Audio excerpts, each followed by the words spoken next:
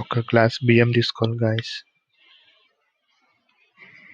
ఇప్పుడు ఒక గ్లాస్ పప్పు తీసుకోవాలి కిచడీ గురించి.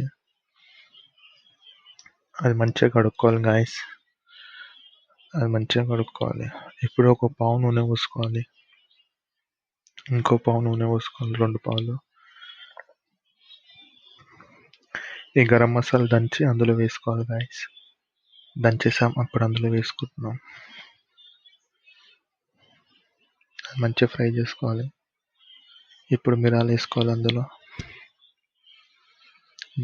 జీరా వేసుకోవాలి, పచ్చిమిరపకాయలు వేసుకోవాలి, అల్లం ఎల్లిగడ్డ పేస్ట్ వేసుకోవాలి. అది మంచిగా ఫ్రై చేసుకోవాలి గాయస్. ఇప్పుడు ఉల్లిగడ్డ వేసుకోవాలి.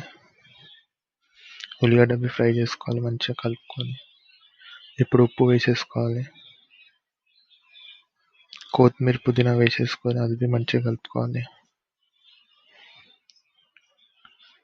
ఇప్పుడు నానబెట్టుకున్న బియ్యం అందులో వేసి బాగా కలుపుకోవాలి, మసాలాలంతా కలిసేదాకా. ఇప్పుడు కలిసిపోయింది. ఒక చిన్న గ్లాస్ నీళ్ళు పోసుకోవాలి. చిన్న గ్లాస్, ఇంకో గ్లాస్ నీళ్ళు, ఒక పెద్ద గ్లాస్ వాటర్, ఇంకో గ్లాస్ వాటర్. బియ్యాన్ని మంచిగా కలుపుకోవాలి గాయస్.